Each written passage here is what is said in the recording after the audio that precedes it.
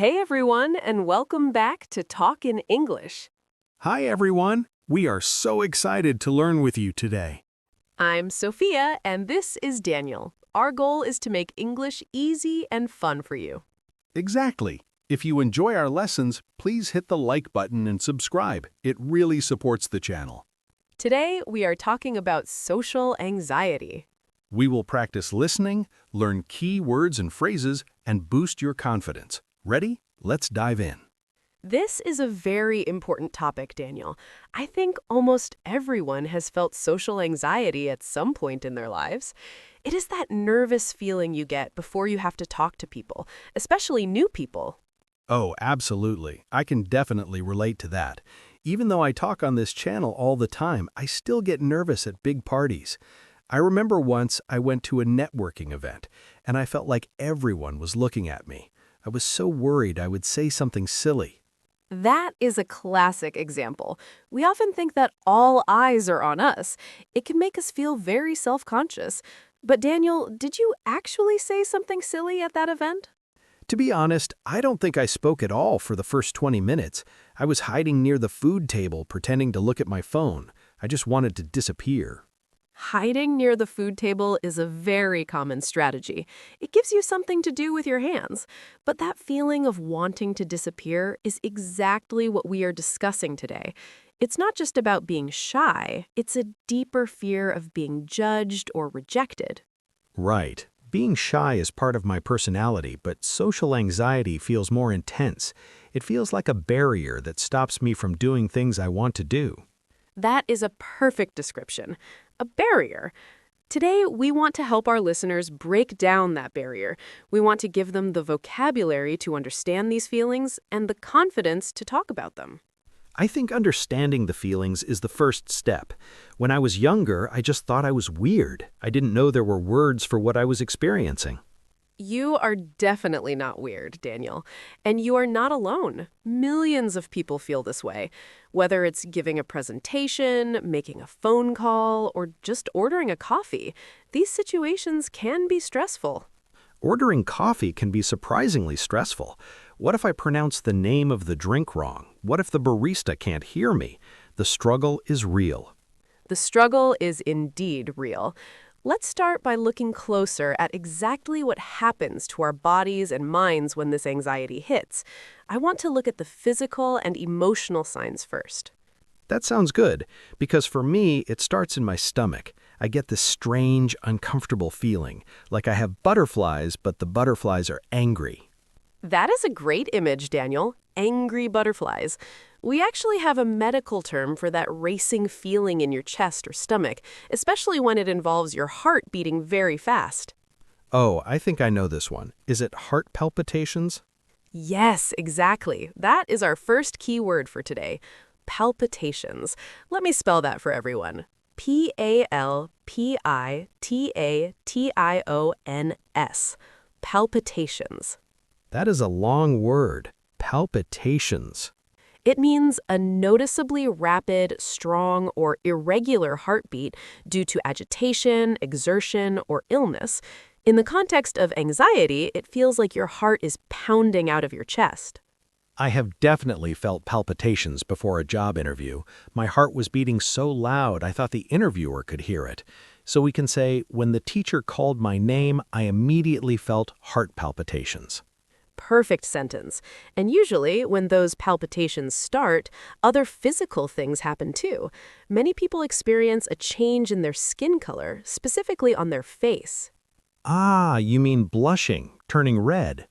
Yes, but a more descriptive word for this sudden redness caused by emotion is flush. Flush. Flush. Flush. It's like a wave of heat that goes up your neck and into your cheeks. Exactly. It implies a sudden rush of blood. When you're embarrassed or anxious, your face might flush. This is the worst part for me because when I feel my face flush, I worry that people can see it, and because I worry they can see it, I get more anxious and I flush even more. It's a cycle. That is the cycle of anxiety. You become anxious about being anxious. Here's a sentence for flush. He felt his face flush with embarrassment when he dropped his drink.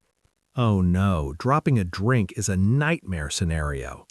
Aside from the heart and the face, I also notice changes in my hands. They get shaky and sweaty. Sweaty hands are very common. In a more formal or medical context, instead of saying sweat, we often use the verb perspire. Perspire. Perspire. Perspire. That sounds a bit more polite than sweat. It does. It means to give out sweat through the pores of the skin as the result of heat, physical exertion, or stress. So you might say, I started to perspire heavily before my speech.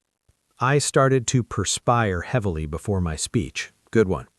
Okay, so we have the heart pounding, the face flushing, and the hands perspiring. But what about what happens in the brain? Sometimes my mind just stops working. That is a very frightening feeling. We often call that going blank, but the emotion behind it is usually a sense of apprehension. Apprehension. That is a sophisticated word. How do we spell that? Apprehension. Apprehension. Apprehension. It sounds serious. It creates a serious feeling. Apprehension is anxiety or fear that something bad or unpleasant will happen. It's that feeling of dread before an event. You aren't just nervous, you're expecting a disaster. I see. So nervousness is like, I hope I do well. Apprehension is like, I know this is going to go wrong. That is a great distinction. Apprehension feels heavier.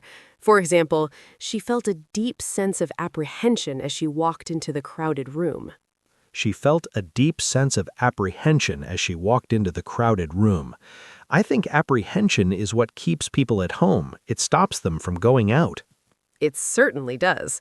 And when you're in that state of apprehension, you become hyper-aware of yourself. This leads us to another essential term, self-conscious. Self-conscious. Self-conscious. Self-conscious. This is when you feel like everyone is watching you and judging your every move, right? Exactly. It's an undue awareness of oneself, one's appearance, or one's actions. When you're self-conscious, you cannot relax. You're constantly monitoring how you stand, how you speak, and where you look. It's exhausting. Being self-conscious takes so much energy. I remember once I was walking across a room to get a certificate, and I suddenly became self-conscious about how I was walking. I forgot how to move my legs naturally. I must have looked like a robot. I've done that too. You start thinking, am my arms swinging too much? Is my step too long? That's being self-conscious. A sentence could be, the teenager felt extremely self-conscious about his new haircut. The teenager felt extremely self-conscious about his new haircut. That's relatable. Okay, Sophia, we've covered the physical symptoms like palpitations and flushing, and the mental feelings like apprehension and being self-conscious. We have, and understanding these signs is helpful because when they happen, you can say to yourself, okay, I'm flushing, this is just anxiety, I'm not dying. It helps to label the feeling.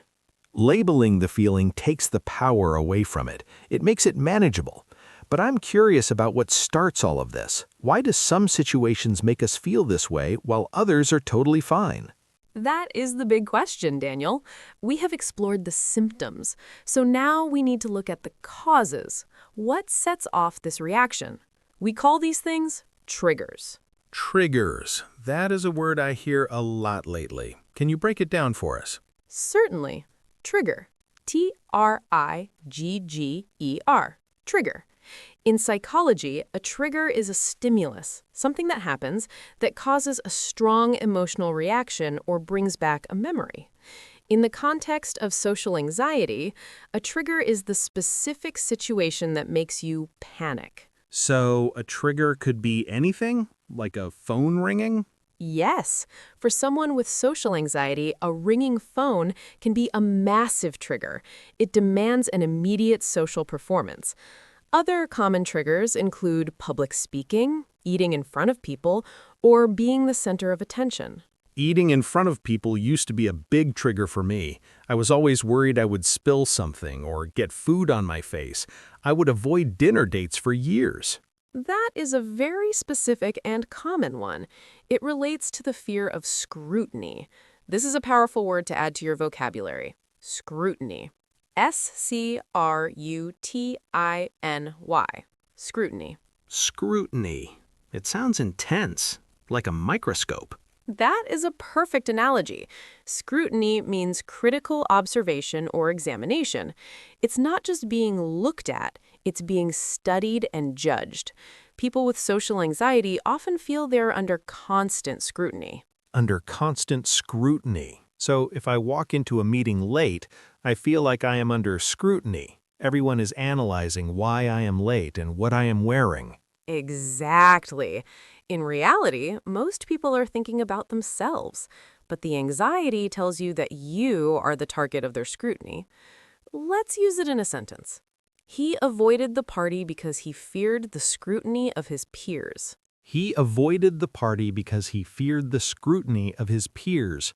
That word peers means people of the same age or status, right? Yes, your equals, classmates, coworkers, or friends. Often we fear the judgment of our peers more than strangers. Now, Daniel, you mentioned earlier that you would avoid dinner dates. That brings us to a major concept, avoidance. Avoidance. Avoidance. Avoidance. I am an expert at this. Avoidance is the action of keeping away from or not doing something. In mental health, it refers to staying away from situations that cause anxiety.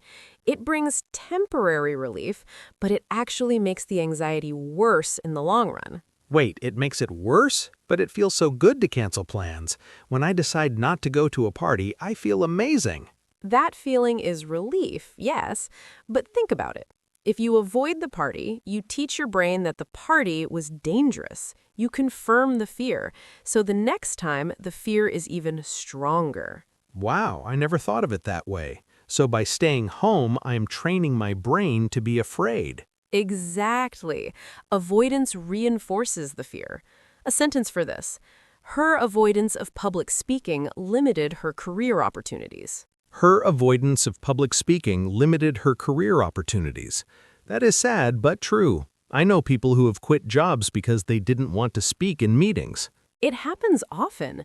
And before the actual avoidance happens, there's usually a mental process called overthinking, or, to use a more specific verb, to ruminate. Ruminate. Ruminate. Ruminate. This sounds like something a cow does. You are surprisingly correct. Originally, it refers to cows chewing their food over and over, but for humans, it means to think deeply about something, specifically to focus on negative thoughts repeatedly. So when I lie in bed at night replaying a conversation I had 3 years ago, wondering if I sounded stupid, I am ruminating? You are definitely ruminating. You are chewing on that thought over and over again, and it doesn't solve anything. It just creates more stress. I do that all the time. I replay the script. I should have said this, or why did I laugh so loud? It's like a movie I can't turn off. That's the trap of rumination. It keeps the anxiety alive even when the situation is over. A sentence here. He tends to ruminate on his mistakes for days after they happen. He tends to ruminate on his mistakes for days. Okay, so we have triggers, like the phone ringing. We have scrutiny, the fear of being judged. We have avoidance, which is running away. And we have rumination, the mental replay. Precisely. All of these work together to create a cycle. The trigger causes the fear of scrutiny. You might use avoidance to escape. If you can't escape, you might endure it, but then ruminate on it later. It sounds like a lot of work to have social anxiety. It's mentally exhausting. It's incredibly draining. That's why it's important to have compassion for people who struggle with it. It's not just being quiet, it's a full-time job managing these fears. Absolutely. And sometimes the hardest part is the small stuff. We talked about big events like speeches, but what about small talk? That's a huge trigger for me. Small talk is a major hurdle. It's undefined. There's no script. When you give a presentation, you know what to say, but chatting with a stranger in an elevator, that requires you to improvise. Improvise. That is the scary word. I need a plan. I need to know exactly what's going to happen. When I have to improvise, I freeze. That need for certainty is very common. People with social anxiety often try to script their lives to avoid the unknown. They might rehearse ordering a pizza in their head 5 times before picking up the phone. Only 5 times? I do at least 10. Hello, I would like a pepperoni pizza. No, wait. Hi, can I get a pepperoni pizza? I practiced the tone and everything. And that's a form of safety behavior.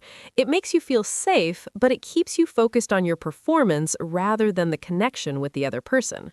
So the goal is to stop performing and just be. Ideally, yes, but that takes practice. We've talked about the symptoms and the triggers. I think it would be really helpful to see how this actually sounds in real life. I agree. It's one thing to know the definition of awkward, but it's another thing to hear an awkward conversation happening. That is true. It helps to hear the rhythm, the pauses, and the hesitation. And I think our listeners would benefit from hearing how to navigate a situation where they feel trapped, like being cornered at a party. Cornered is a good word. Yes, feeling trapped is a big trigger. Let's move on to some role plays. We're going to act out 2 scenarios. One will be a workplace situation, and one will be a social gathering. I'm ready. I'll channel all my past awkward experiences for this. I'm sure you'll do great, Daniel. Let's start with a scenario where someone is feeling overwhelmed at a workplace networking event. That sounds terrifying but necessary. In this scene, I will play the anxious employee. I am standing alone, holding a cup of water, praying nobody talks to me. And I will play the confident manager from another department who wants to network. I am going to be friendly but very direct. Are you ready to get uncomfortable? I was born ready to be uncomfortable. Let's do this. Action. Hi there. I don't think we have met yet. I'm Sophia from marketing. I saw you in the town hall meeting last week, right? Oh, hi. Yes, I was there. I am Daniel from the other department. Accounting. Sorry. Yes, accounting. Accounting. That is great. I have actually been looking for someone from accounting to discuss the new budget software. What is your take on the new interface? Is it user-friendly? The interface? It has buttons. Good buttons. Honestly, I haven't really used it much. I mostly just do the spreadsheets. Excuse me, I think I see my boss over there. I need to go. Oh, okay. Well, nice meeting you, Daniel. Cut. Okay, stop. That was painful. My hands are actually sweating right now just from pretending to do that. You did a great job of acting nervous, Daniel. It was very convincing. That moment where you forgot your own department, that is a classic symptom of anxiety blocking your memory. It felt so real. I just wanted to escape the conversation. You asked me a specific question about the software, and my mind just went completely blank. That phrase, went blank, is exactly what we talked about earlier. But I want to focus on an idiom that perfectly describes how you looked when I first walked up to you. You looked like a deer in headlights. A deer in headlights. I have heard this before. Let's break it down for everyone. Definitely. It refers to the way a deer freezes when a car approaches at night. It stares into the bright lights and cannot move. So the idiom is deer in headlights. D-E-E-R in H-E-A-D-L-Y-T-S. So if I say, when she asked me a question, I was like a deer in headlights, it means I was frozen with fear? Yes, it means you were stunned, paralyzed, or wide-eyed with panic. You weren't just quiet, you were visibly shocked. That is a great visual, and I felt that way because you, the confident manager, did something specific. You put me on the spot. That is our next key phrase, to put someone on the spot. S-P-O-T, spot. To put someone on the spot means to force them to answer a difficult question or make a decision immediately, usually in front of others. Exactly. When I asked you about the software interface, I was putting you on the spot. You weren't prepared for that question. And for someone with social anxiety, being put on the spot is a nightmare. It creates that pressure to perform instantly. I felt like I had to have a smart answer right away. And because you felt that pressure, you couldn't think clearly. In that situation, you were struggling to articulate your thoughts. Articulate. That is a sophisticated word. Let's spell that one. A-R-T-I-C-U-L-A-T-E. Articulate. As a verb, it means to express an idea or feeling fluently and coherently. Right. In the role play, you failed to articulate your opinion on the software. Instead, you said, "It has buttons." It has buttons. Wow, not my finest moment. But this happens. When anxiety goes up, our ability to articulate goes down. Our vocabulary shrinks. It does. We lose access to our smart brain words. So we have deer in headlights, put on the spot, and articulate. Before we move to the next scenario, what should the real Daniel have done in that situation? That's the million-dollar question. I think instead of trying to give a perfect answer, I could have just been honest but polite. Maybe buy myself some time. Buying time is a great strategy. You could say, "That's a great question. I need to give it some more thought before I can give you a proper answer." Oh, I like that. It sounds professional, but it takes the pressure off. I need to give it some more thought. It stops the panic. Precisely. You don't have to be a genius instantly. You just need to acknowledge the person. Now, are you ready to leave the office and go to a party? I suppose so, but parties are unstructured, which makes them even scarier than work. At work, I have a role. At a party, I'm just me. That lack of structure is what makes social gatherings difficult. In this next scenario, let's pretend we are at a house party. There's music playing, people are holding drinks, and everyone seems to know each other except you. Okay, so I'm the outsider. Am I knowing anyone there? You know the host, but she's busy in the kitchen. So you are standing in the living room trying to join a group conversation. Okay, I'm taking a deep breath. Here we go. And then he said he didn't even like popcorn. Can you believe that? Who goes to the cinema and doesn't eat popcorn? It's the best part. Yeah, popcorn is salty. I like salt. Oh, hi. Yeah, it's salty. Anyway, as I was saying, the ending was totally unexpected, right? I thought the hero was going to lose. The hero in the Batman movie? I saw that too. Oh, no, we were talking about the new romantic comedy on Netflix, but Batman is good too. Right. Romantic comedy. Sorry, I'll go check the snacks. Okay, see you later. Cut. Oh my goodness, please make it stop. That was excruciating. It was awkward, wasn't it? But again, Daniel, that was a perfect demonstration of what happens when we misread the situation. I felt like such an intruder. You guys were having this flowing conversation, and I just threw in a random comment about salt. It killed the vibe completely. It did disrupt the flow. This brings us to a very important concept in social skills, reading the room. Reading the room. That sounds like a superpower. It can be learned. To read the room means to analyze the general mood and emotional state of the people in a particular setting. It means observing before you act. So, in the role play, I didn't read the room. I didn't listen to what you were actually talking about before I spoke. I just wanted to say something so I wouldn't look lonely. Exactly. You were so focused on your own anxiety that you missed the context. If you had read the room, you would have realized we were laughing and joking about a specific topic. So, the advice here is to listen first. Yes, observe, listen, wait for a lull. That's another key word, lull. L-U-L-L, lull. Lull. It is a short, soft word. A lull is a temporary interval of quiet or lack of activity. In a conversation, it is that natural pause where one topic ends and another begins. Ah, I see. So instead of interrupting you while you were speaking, I should have waited for a lull. Exactly. When the laughter died down, that was your moment to step in. Because you jumped in too early, you made things awkward. And speaking of awkward, let's talk about the feeling of being an outsider. There's a specific word for a person who stands by the wall and doesn't dance or mix with others. I think I know this one. Is it a wallflower? Yes, wallflower. Wallflower. Wallflower. It sounds kind of poetic, actually. A flower on the wall. It is a descriptive term.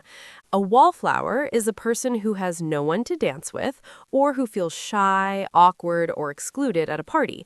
They stick to the edges of the room. I have spent many years being a wallflower. The problem is, the longer you stay on the wall, the harder it is to leave the wall. You feel like you become part of the furniture. That is true. And when you finally decided to speak in our role play, you experienced another common issue. You said something totally irrelevant about Batman. We call this a non sequitur. Whoa, that is fancy Latin. Non sequitur. Can you spell that for us? It is two words, non, N-O-N, sequitur, S-E-Q-U-I-T-U-R, non sequitur. And what does it mean exactly? Literally, it means it does not follow. In conversation, a non sequitur is a statement that is not connected in a logical or clear way to anything said before it. So, when you were talking about a romantic comedy and I suddenly shouted about Batman, that was a non sequitur. Yes, and non sequiturs usually happen because of anxiety. You are so desperate to contribute that you grab the first thought in your head, even if it doesn't fit. It feels like my brain is scrambling to find a connection and it just grabs the wrong file. Here, say this, and then I say it and instantly regret it. That instant regret is the worst. But the good news is, even if you make a non sequitur, or act like a wallflower, or fail to read the room, it is not the end of the world. It feels like the end of the world in the moment, but you're right, the party goes on. The party goes on, and most people are forgiving. If you had stayed in the circle and smiled, we probably would have included you in the next topic. But because you ran away to the snacks, you cut off the chance to recover. That's the avoidance coming back again. I felt awkward, so I ran away. If I had stayed, the awkwardness might have passed. Precisely. Tolerating that few seconds of awkwardness is the key to overcoming social anxiety. You have to be willing to sit in the discomfort. Sitting in the discomfort. That sounds like meditation, but harder. It is a mental exercise. Now, I want to discuss one more advanced phrase that came up in my mind while watching you act. It's the feeling of being tongue-tied. Tongue-tied. Tongue-tied. Tongue-tied. Being tongue-tied means finding it difficult to express yourself because of nervousness or embarrassment. It's when your words get tangled up. Like when I said, popcorn is salty, I like salt. That was me being tongue-tied. I couldn't form a proper sentence. Exactly. It happens to the best of us. Even native speakers get tongue-tied when they're nervous. It's not about your English level, it's about your adrenaline level. That's really important for our learners to hear. Sometimes you think your English is bad, but actually you're just anxious. Your English is fine, your nerves are the problem. That is a crucial distinction. If you're comfortable with your best friend, your English flows. If you're with a stranger, you struggle. The variable is anxiety, not vocabulary. So to fix the English, we have to fix the anxiety, or at least manage it. We have to manage it.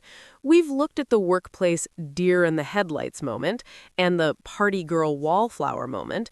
In both cases, the fear was about judgment. And in both cases, the anticipation was worse than the reality. Even though the role plays were awkward, nobody died, the confident manager was nice, and the party girl was polite. That is usually the truth. People are generally polite. We project our own harsh inner critic onto them. We think they're judging us, but they're usually just thinking about their own lives. So, Sophia, we've covered the science, the symptoms, and the scenarios, but what about the practical side of social norms? I mean, are there rules for this? There are certainly cultural norms that can make this easier or harder. For example, in some cultures, silence is perfectly fine. In others, like the US or UK, silence can be seen as awkward. That is a huge pressure. In English-speaking cultures, we feel the need to fill every silence with noise. That's hard for anxious people.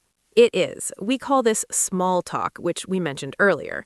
But knowing how to do small talk can actually be a shield against anxiety. If you have a few scripts ready, you don't have to improvise as much. Scripts are good. I like scripts. Scripts are safe. Then let's move into a section about how to navigate these social waters with some pre-planned strategies. We need to talk about how to enter a conversation gracefully, and equally important, how to exit one when you're overwhelmed. Exiting is just as important. Sometimes you just need a break, but you don't want to be rude. Exactly. You want to excuse yourself politely. We have a lot of phrases for that. I'm looking forward to this because my current strategy of pointing at a window and running away is probably not the best etiquette. No, pointing and running is definitely not recommended etiquette. We can do better than that. Okay, let's get into the social mechanics. How do we survive the mingling phase? Mingling. That's a great final word for the section before we move on. Mingle. M-I-N-G-L-E. Mingle. To mingle means to move freely around a place or at a social function, associating with others. It is, and for people with social anxiety, time to mingle is the scariest sentence on an invitation, but we're going to make it easier. I'm ready to learn the art of the mingle. Let's do it. Great. We've explored the dark side of anxiety, the fears and the awkwardness. Now we're going to switch gears and focus on the light side, the solutions and the social cheat codes. Cheat codes. I love that. Shortcuts to confidence. Exactly. Let's talk about how to handle these situations socially without losing your mind. I am all ears. Because honestly, sometimes the anxiety isn't about the conversation itself, it is about not knowing the rules. I feel like everyone else has a secret rule book that I never received. That is a very common feeling, but the truth is the rules of socializing are actually quite simple, especially in English-speaking cultures. The biggest rule is that you are allowed to leave. Wait, really? I can just go? You can, but you need an exit strategy. This is a vital social skill. An exit strategy is a planned way to extricate yourself from a situation. Extricate. That sounds like getting out of a trap. It feels like that sometimes. If you're feeling overwhelmed or tongue-tied, you don't have to stay until the end. You can politely excuse yourself. How do I do that without offending the person? If I just say bye and walk away, that is rude, right? That would be rude, yes. The cultural norm is to provide a soft reason. You don't need a big lie. You can simply say, "Please excuse me, I need to grab some fresh air." I need to grab some fresh air. I like that. It is honest. The room is hot, I'm flushing, and I need air. Exactly. Or you can say, "I'm going to refresh my drink." This gives you a valid reason to walk away to the bar or the kitchen. It is socially acceptable. That is a game changer. I always felt like I was a prisoner in the conversation. Knowing I have a get-out-of-jail-free card makes me feel less trapped. And feeling less trapped actually lowers your anxiety, which might make you want to stay longer. It is ironic. Now, there is another cultural phenomenon regarding leaving parties that we should mention. It's called the Irish exit. The Irish exit. I have heard of this. Is it when you leave without telling anyone? Yes, also known as ghosting a party. You just slip out the door when no one is looking. Is that considered rude? Traditionally, yes, it is considered bad etiquette. E-T-I-Q-U-E-T-T-E. Etiquette. Etiquette means the customary code of polite behavior in society. Right. Proper etiquette says you should find the host and say goodbye. However, in modern culture, especially at large, loud parties, the Irish exit is becoming more acceptable. If saying goodbye causes you extreme anxiety, it is okay to just send a text later saying, "So sorry I missed you, had to run. Great party." Had to run. That is a useful phrase. It implies urgency without giving details. Exactly. Now, let's talk about the energy required for all of this. We have a great metaphor in English for mental energy. We call it the social battery. Social battery. SOCIALBATTERY. Social battery. This is my favorite term. It refers to the amount of energy a person has available for socializing. Extroverts gain energy from people, but introverts and people with social anxiety spend energy. My battery drains very fast. After about 2 hours, I'm at 10%. I go into power-saving mode. I stop talking and just nod. And that is perfectly fine. It's very common to hear native speakers say, "My social battery is drained," or "I'm running on empty." It's a socially acceptable way to explain why you are leaving early. So I can be honest about it. I can say to a friend, "Hey, my social battery is dead. I'm going to head home." With close friends? Absolutely. It's very relatable. In a more formal setting, you might just say, "I'm going to call it a night." Call it a night. That means I am deciding that the night is over for me. Correct. It's a definitive but polite closing statement. Now, before the battery dies, we have to engage in small talk. We mentioned earlier that silence can be awkward in English cultures. Yes, the dreaded silence. In some countries, sitting in silence is respectful. Here, it feels like a failure. So, to avoid that failure, we use safe topics. The weather is the ultimate safe topic. It's cliché, but it works because everyone experiences the weather.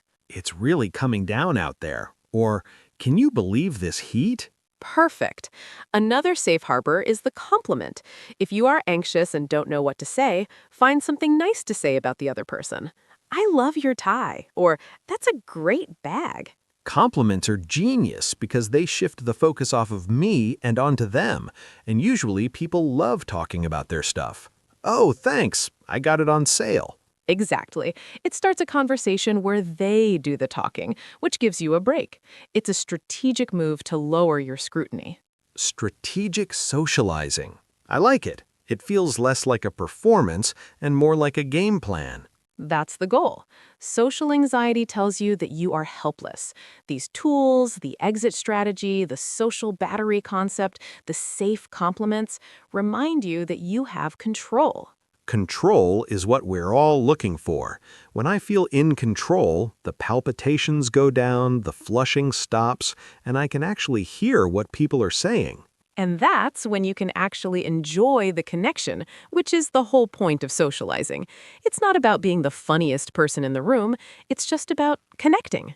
Connection over perfection. That is a good motto. It is a beautiful motto. We have covered a massive amount of ground today, Daniel, from the biological reactions of fear to the specific vocabulary of awkwardness, and finally to the strategies for survival. My brain is full, but in a good way. I feel like I have a toolkit now. That is wonderful. I think it is time to wrap up this lesson and make sure our listeners have really locked in these new words. Let's do it. It is time for the Vocabulary Masterclass. In this section, we are going to review the 10 most important words from today's episode. We will say the word, spell it quickly, and give you a one-sentence reminder of what it means. I am ready. Word number 1 is palpitations. Palpitations. Palpitations are the physical sensation of your heart beating too fast or too hard due to anxiety. Word number 2, flush. Flush. To flush is to become red in the face, usually from embarrassment or heat. Word number 3, apprehension. Apprehension. Apprehension is a fearful feeling that something bad is going to happen in the future. Word number 4, self-conscious. Self-conscious. Being self-conscious means you are uncomfortably aware of yourself and worried about how others perceive you. Word number 5, trigger. Trigger. A trigger is a specific event or situation that sets off your anxiety, like a phone ringing or a room full of strangers. Word number 6, scrutiny. Scrutiny. Scrutiny is critical observation. It's the feeling of being watched and judged closely. Word number 7, ruminate. Ruminate. To ruminate is to think deeply about something over and over again, usually a negative thought or past mistake. Word number 8, wallflower. Wallflower. A wallflower is a person who remains at a distance from the crowd at a party because they are shy. And finally, word number 10, mingle. Mingle. To mingle is to mix and chat with people at a social gathering. Wow, looking back, that is a very sophisticated list of vocabulary. If you can use these words, you can articulate your feelings with high precision. Absolutely. And remember, learning the words is the first step to mastering the feelings. So, Sophia, what is our question of the day for the listeners? I want to know about your personal experience. So the question is, what is your biggest social trigger? Is it making phone calls? Is it public speaking? Or is it something else? Oh, that's a good one. For me, it's definitely the phone calls, but I want to hear from you guys. Please leave your answer in the comments below. We love reading your stories. Sharing your story is a brave way to practice your English and also to realize that you are not alone. Definitely. We are all in this together. Thank you so much for joining us on this deep dive into social anxiety. This has been a production of the Talk in English channel. If you found this helpful, please give us a thumbs up and subscribe. It helps us create more lessons for you. I'm Sophia. And I'm Daniel. See you in the next lesson. Bye for now.